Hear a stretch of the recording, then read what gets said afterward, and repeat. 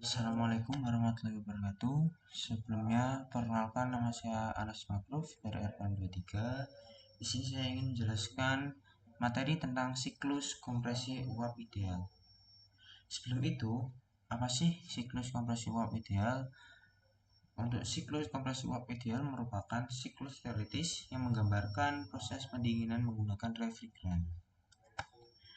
Sebelum itu, di siklus kompresi uap ideal memiliki 4 tahapan.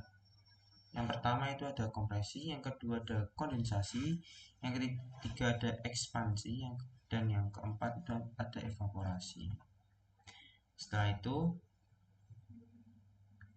siklus kompresi uap ideal memiliki 4 komponen.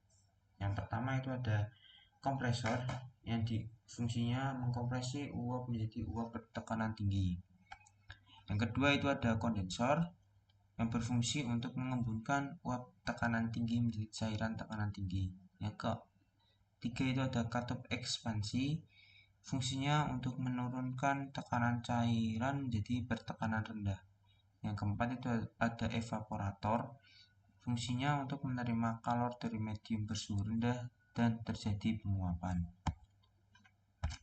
Setelah kita menyebutkan tahapan dan komponen dari siklus kompresi uap ideal, di sini saya ingin menjelaskan siklus dari diagram TS kompresi uap ideal.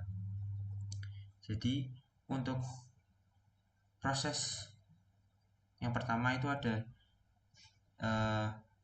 tahapan yang pertama itu ada kompresi, yang dimana refrigeran dari titik 1 ke 2 itu refrigeran dalam bentuk uap jenuh masuk ke kompresor, lalu refrigeran dipompa hingga tekanan yang lebih tinggi, yaitu terjadi di titik 2. Dan idealnya di sini tuh kompresi tersebut bisa dinamakan isentropik, yang berarti tanpa adanya kehilangan energi atau tambahan panas. Nah, yang kedua itu ada tahap 2 itu ada kondensasi, yang dimana refrigeran yang telah dikompresi dari titik 2 itu masuki ke komponen kondensor. Setelah itu refrigeran melepas panas ke lingkungan dan mengalami kondensasi menjadi cairan jenuh, yaitu berada di titik 3. Proses ini terjadi pada tekanan konstan, bisa disebut dengan kondensasi isobarik. Lanjut, yaitu ada tahap yang ketiga, itu ada ekspansi. Ekspansi yaitu cairan refrigeran dari kondensor, yaitu dari titik 3, itu memasuki katup ekspansi, yang dimana nantinya tekanan refrigeran turun secara drastis dan menyebabkan suhu refrigeran juga turun. Nah, proses ini idealnya bisa disebut itu sebagai ekspansi isoentalpik, yang berarti tanpa perubahan entalpi.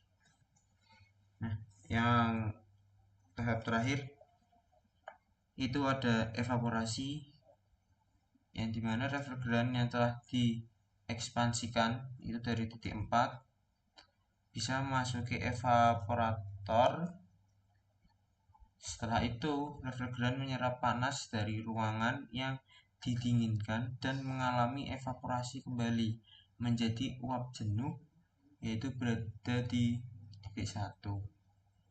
Nah, proses ini terjadi pada tekanan konstan, bisa disebut dengan evaporasi isobarik. Nah, untuk selanjutnya di sini ada rumus yang dimana itu dihasilkan dari diagram tersebut. Nah, rumus tersebut itu dihasilkan dari refrigerator dan heat pump. Sebelum itu Apa sih refrigerator? Refrigerator yaitu berfungsi untuk mendinginkan media, dan heat pump itu untuk memanaskan media. Lalu, apa sih kepanjangan dari COP? COP yaitu Coefficient of Performance, yang dimana dinilai dari besarnya koefisien kinerja. Untuk mencari hasil dari COP sendiri, yaitu kita bisa melalui COP sama dengan output yang diinginkan dibagi dengan input yang dibutuhkan, sama atau bisa disebut dengan efek pendinginan dibagi input kerja, yang dimana dirumuskan menjadi QL per W net in. Nah, selanjutnya ini ada diagram TS dan diagram pH, yang dimana yang tadi telah saya sampaikan. Yang terakhir ini ada contoh produk pada siklus kompresi uap, yaitu ada AC dan ada kulkas. Oke, cukup sekian yang bisa saya sampaikan.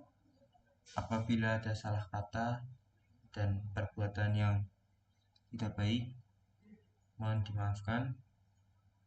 Wassalamualaikum warahmatullahi wabarakatuh.